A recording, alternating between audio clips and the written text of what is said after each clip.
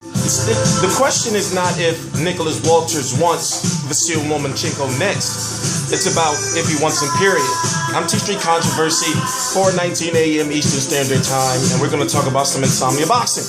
It's the best part.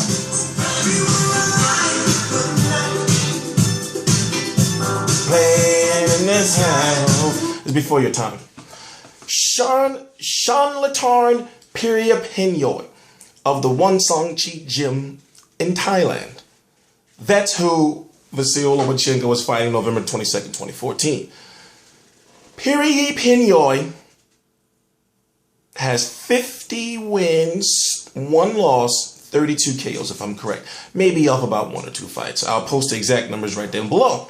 His last opponent was by the name of Wang Yi.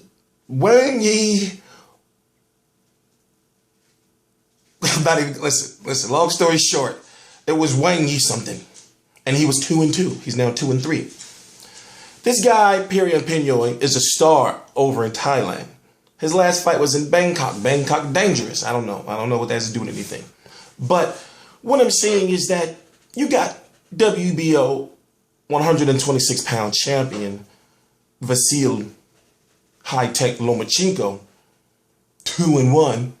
1 KO, taking on a guy who has 51 fights. So you have to ask yourself, okay, well, how do I put this into perspective? Because we want the best to fight the best, of course. But how do I sell this as far as making it seem like, okay, how do I give credit for this fight? The guy's last defeat was against, and his only defeat, was against Chris John. Chris John went to lose to Sipiwe Vieca. Then he retired. Sipiwe Vieca went to lose to Nonito Donaire. Nonito Donaire now lost to Nicholas Walters, and he's the WBO Super World Champion.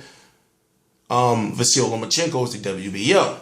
Bob Arum on an interview at Fight Hype, look it up yourself, said that he wants to have Lomachenko in this fight, and then maybe one more fight, and then sometime in the summer, he wants to have Nicholas Walters versus Vasyl Lomachenko.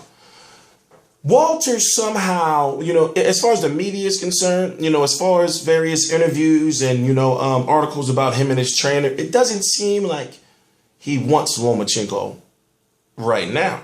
But the question we have to ask ourselves is, does he want Lomachenko at all?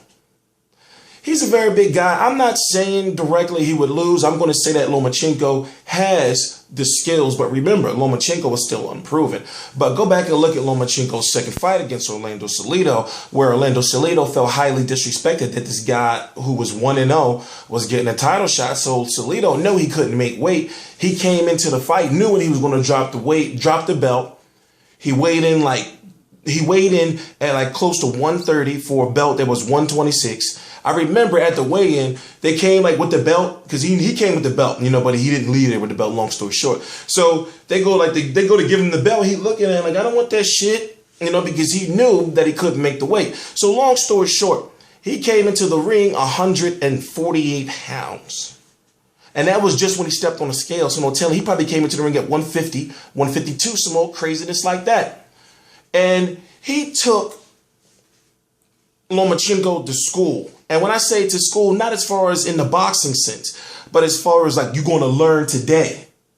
Low blows, dirty, the hugging, the mugging, it was a nasty, dirty fight. And in that one fight, even though Lomachenko lost and he started to adjust as the fight went on, even though he was defeated, still, he learned so much. That when I covered the Gary Russell fight, the Gary Russell Jr. fight, I said that one fight with Salido was worth 10 of Gary Russell Jr. opponents.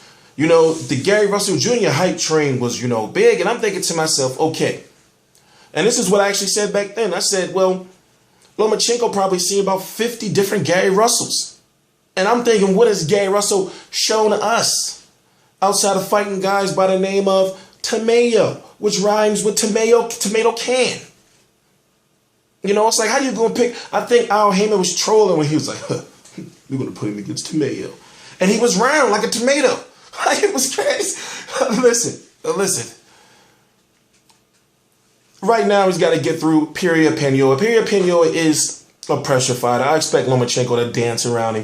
It's not really too much to talk about as far as the fight is concerned. You can look at it like, okay, all right, he's fighting basically a contender, you know, and I don't know if he's a mandatory or not, or he may be coming up on a mandatory, meaning Piriyapinyo. So just get him out of the way, you know, and you can get that credit for fighting a guy that's only been defeated one time, get that second defeat. He's only lost to Chris John. So give him that second defeat, and, you know, I mean, it's a credible fight. Simple as that, from what I've researched. I'm T-Street Controversy with Real Combat Media. I'm T-Street Controversy Live. I cover every single major fight live. No matter the time, I'll do my videos. There's no set time.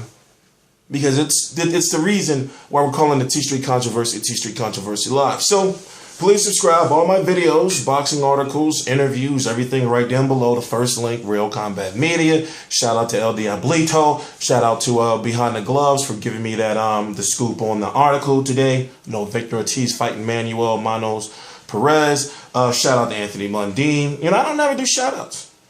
I'm going to start doing that some more. Please subscribe. T-Street Controversy Live.